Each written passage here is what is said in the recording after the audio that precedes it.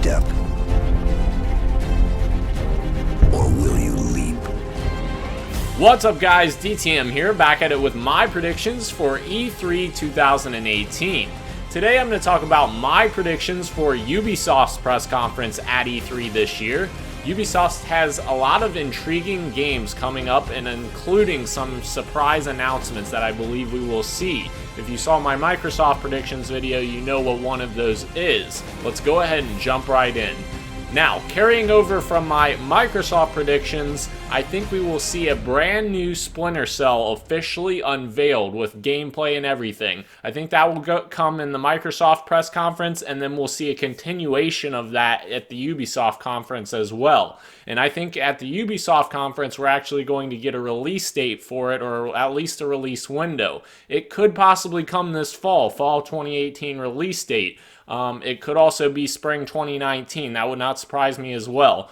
But we need this game, Ubisoft. Give us Splinter Cell, please. The return of Michael Ironside. I am super excited to get back into Splinter Cell and Spies vs. Mercs. Let's do it.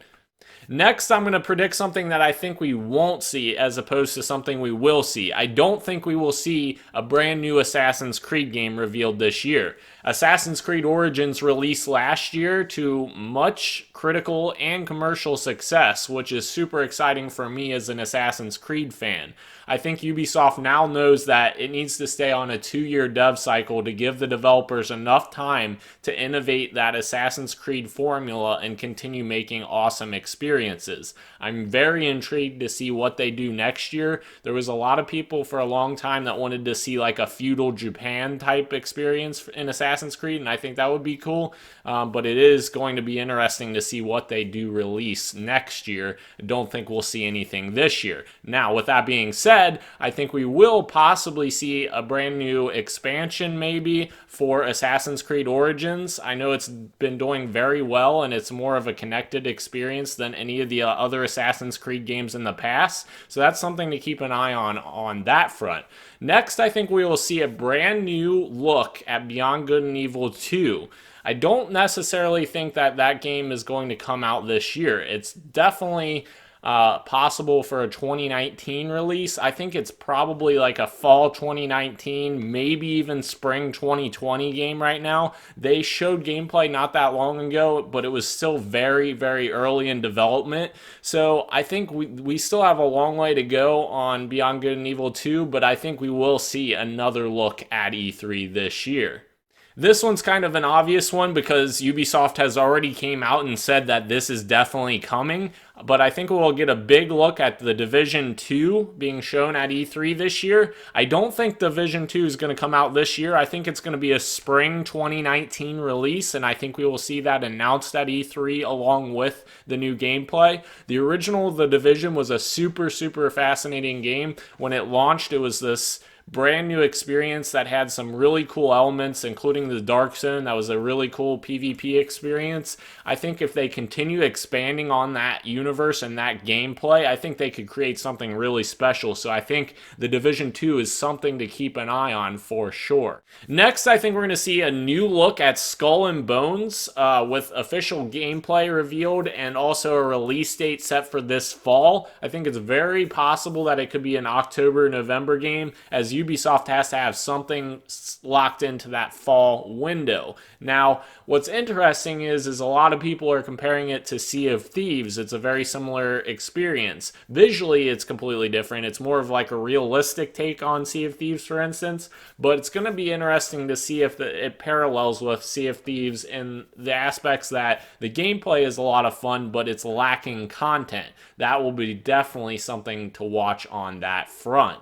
This is kind of another obvious prediction. I think we'll see the next DLC drop for Rainbow Six Siege officially revealed with the 2 new operators and the new map. I think they may play out like a gameplay section showing off these new operators and the new map as well. Rainbow Six Siege is a really freaking great game, and Ubisoft has done a great job at supporting the game since it came out in December of 2015.